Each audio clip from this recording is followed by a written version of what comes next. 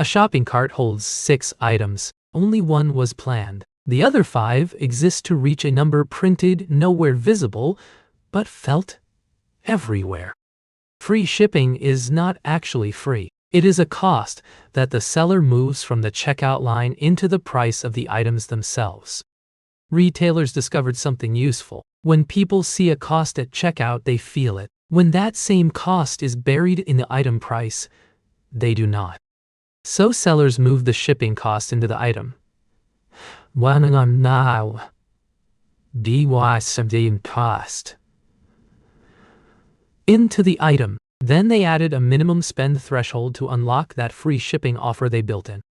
The threshold creates a gap. The shopper sees the gap. The instinct is to fill it, not to pay a fee and stop. This gap-filling behavior is predictable. Retailers measure it. They set the threshold at a level that reliably triggers 1 or 2 extra purchases per order. The extra items added to reach the threshold are rarely the ones the shopper needed most. They are simply the cheapest available way to close the gap. This is the core mechanic. The shopper spends more total money than a shipping fee would have cost. The retailer captures that difference as additional revenue.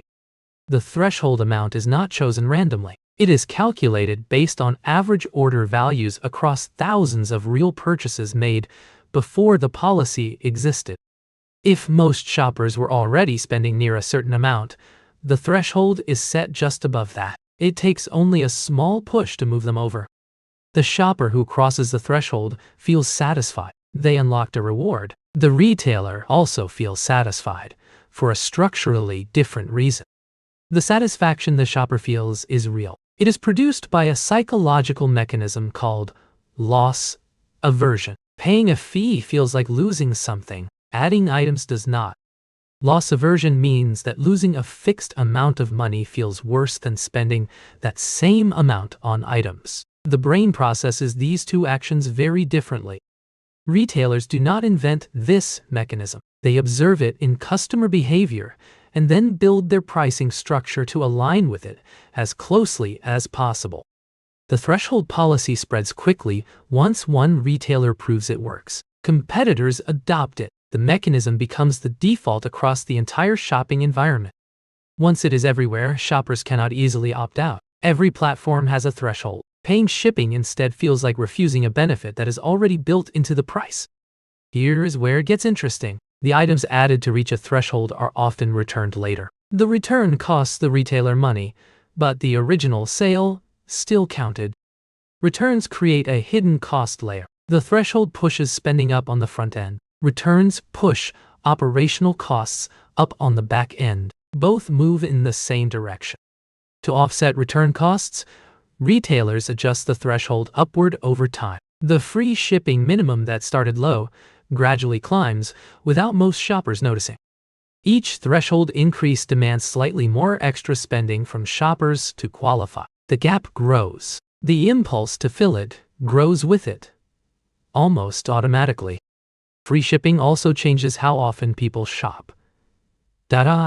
Smaller, more frequent orders replace larger planned ones. Each small order still needs to clear the threshold.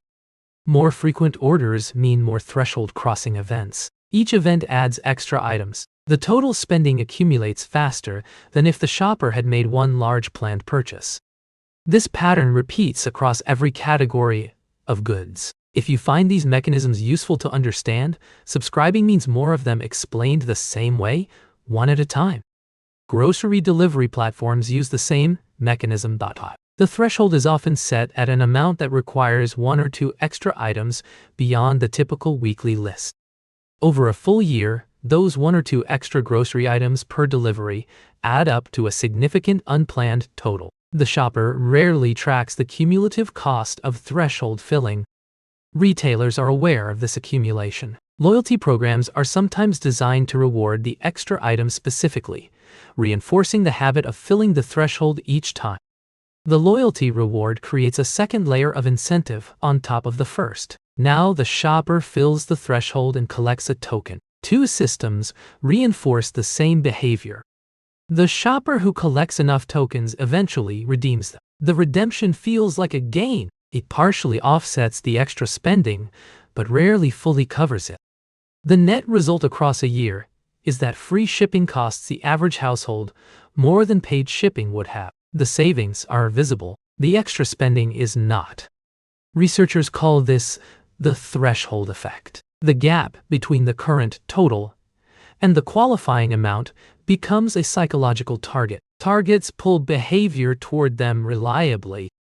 The threshold also shifts what a shopper buys. Items selected to fill the gap are not the best value available. They are simply the right size to close the remaining distance.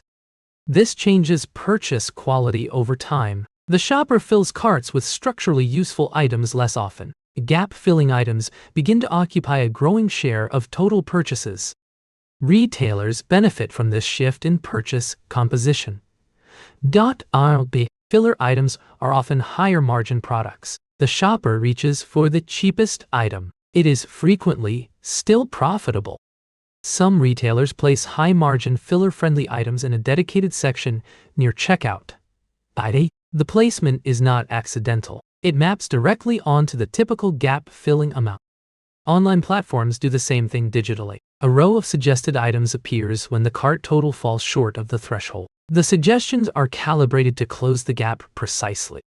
The suggestion algorithm does not pick items at random. It selects from the highest margin available options that fit within the remaining gap amount, ranked by profitability.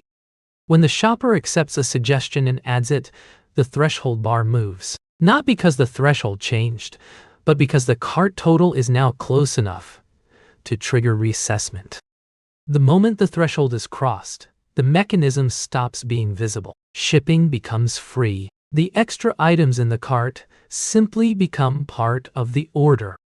The invisibility of filler items after purchase is part of why the pattern repeats. The shopper does not review which items were necessary, they remember the free shipping. Memory of saving on shipping reinforces the next purchase decision. The threshold mechanism resets. The shopper returns and the cycle begins again at the same starting point. The mechanism works across income levels. Higher income shoppers add more expensive filler items. Lower income shoppers add cheaper ones. The gap-filling behavior itself stays constant. Some shoppers learn to batch purchases deliberately to reach the threshold on their own terms. They consolidate orders across several days into one larger planned event.